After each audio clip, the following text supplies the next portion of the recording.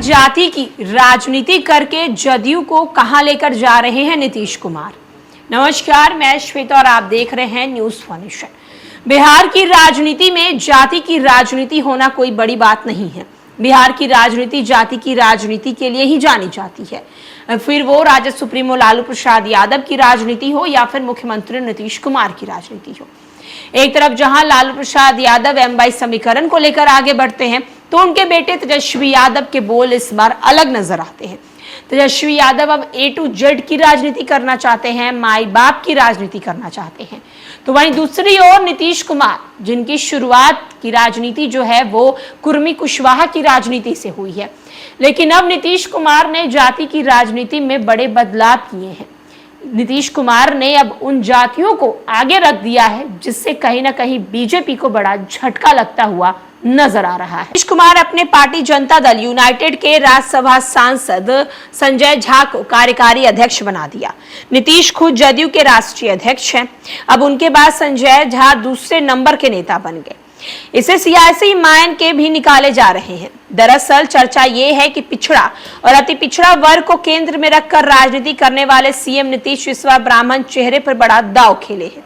आगामी बिहार विधानसभा चुनाव से पहले नीतीश अपनी पार्टी को एक अलग स्तर पर ले जाना चाहते हैं। पिछड़ा अति पिछड़ा वर्ग के साथ सवर्ण जाति को भी नीतीश कुमार अपने वोट बैंक में जोड़ने की कोशिश कर रहे हैं।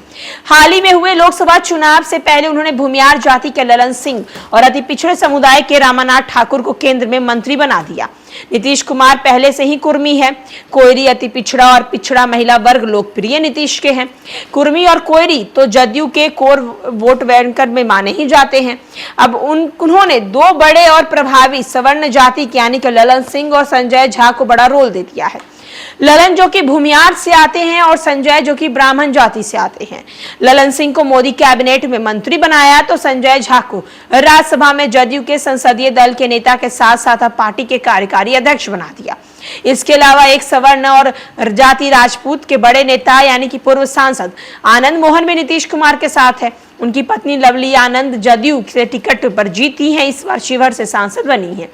पिछले साल हुए जातीय जनगणना की रिपोर्ट के अनुसार बिहार में सवर्ण जाति के ब्राह्मण की संख्या सबसे ज्यादा है, जो कुल आबादी 3.66% है।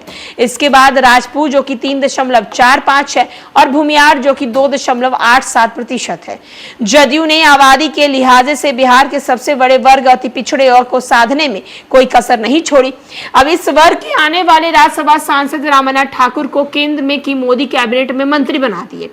रामानाथ बिहार के पूर्व सीएम और जनक नायक कर्पूरी ठाकुर के बेटे हैं और इसी साल उसे देश के सर्वोच्च सम्मान भारत रत्न से उन्हें सम्मानित किया गया है।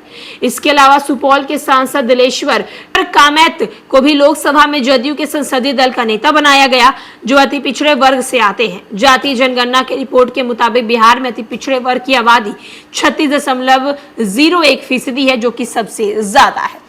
तो आप देख सकते हैं कि नीतीश कुमार पिछड़े अति पिछड़े वर्ग को तो अपनी ओर खींच के ही रखते हैं। खास करके कुर्मी कुशवाहा और महिला वोट बैंक नीतीश कुमार को कितना ज्यादा पसंद करते हैं, ये बातें किसी से छुपी हुई नहीं है। लेकिन इस बार नीतीश कुमार की राजनीति जो है वो सवर्ण जाति को लेकर राजनीति हो रही है। एक तरफ जहां मोदी कैबिनेट में ललन सिंह को जगह देते हैं, ललन सिंह जो कि भूमियार समाज से आते हैं, उसके बाद अब कार्यकारी अध्यक्ष के तौर पर संजय झा को बना दिया गया है। संजय झा जो कि ब्राह्मण समाज से आते हैं और आनंद मोहन की पत्नी लवली आनंद को शिवहर से टिकट देकर इस बार सांसद बनवा दिया है, यानी कि राजपूत जाति को भी साधने की कोशिश की है। तो ये साफ साफ देख सकते हैं कि नीतीश कुमार की जो रणनीति है वो बिहार विधानसभा चुनाव के लिए रणनीति है, क्योंकि बिहार की राजनीति में जाति की राजनीति ना हो ऐसा हो नहीं सकता।